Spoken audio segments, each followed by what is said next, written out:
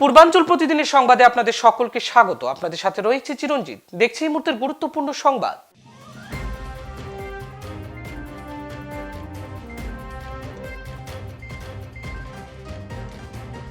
কাছাড়ের এসপি রমনদীপ কৌরের ডাকে এক সাংবাদিক সম্মেলনের আয়োজন করা হয়।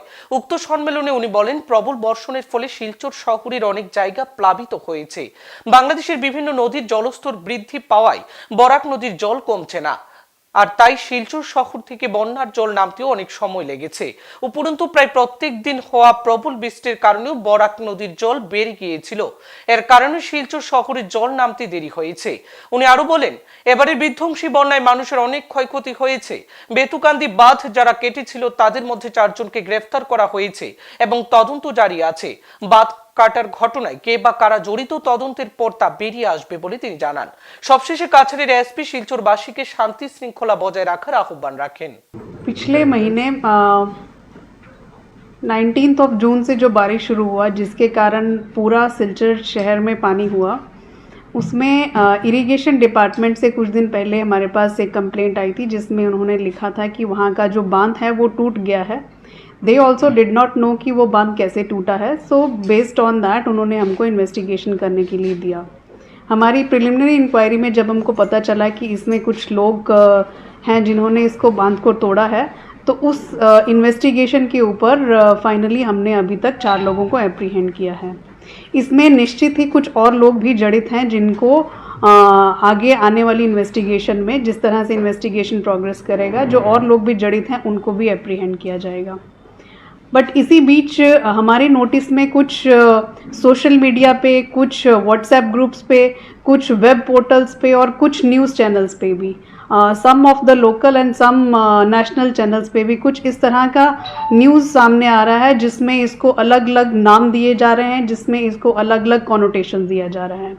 तो उसमें मेरी तरफ से एक ही बात क्लियर है कि इसमें किसी भी तरह का कोई कम्युनल एंगल नहीं है। जिस तरह से इसको प्रोजेक्ट किया जा रहा है, सो मेरी अपील है to the various social medias, to the various channels की काइंडली बिना फैक्ट्स के, बिना एविडेंस के र्यूमर्स को मत फैलाइएगा। This particular incident has no communal angle to it. It is purely a clear investigation, जिसमें कुछ लोग जिस पीड़ित थे उन्होंने उस बांध को तोड़ा है, उन्होंने किस कारण से गवर्नमेंट प्रॉपर्टी का डिस्ट्रक्शन किया है, उनके ऊपर उसी उचित सेक्शन के आधार पे उन पे कार्रवाई होगी और उसी हिसाब से उनके ऊपर जो भी as per the existing law of the country जो भी पनिशमेंट होगी उनको उस हिसाब से मिलेगा। बट उसको अननेसेसरीली प्रोजेक्ट करके there are various words which are coming up like flood जिहाद. This is the word which we have never heard. So please do not get into these things.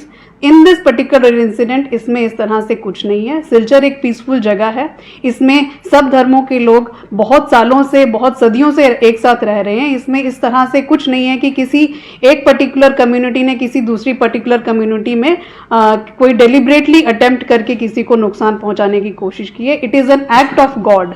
It was the rainfall of this year was unprecedented.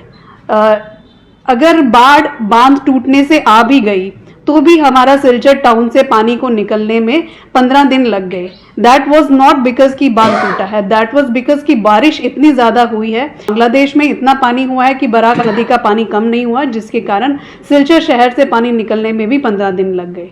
But फिर भी जिन्होंने government property का destruction किया है उनके ऊपर उसी हिसाब से कार्रवाई होगी.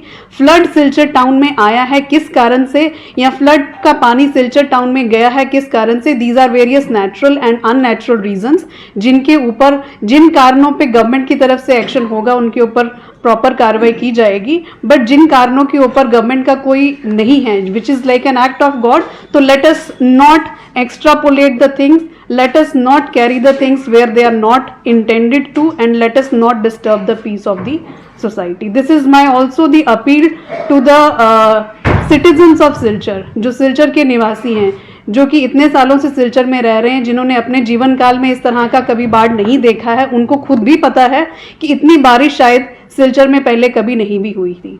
अगर पानी सिलचर शहर में एंटर भी किया है तो सिलचर शहर से पानी को निकलने में भी बहुत दिन लगे हैं. उसका कारण है कि बराक नदी का लेवल कम नहीं हो रहा था इतने दिनों तक.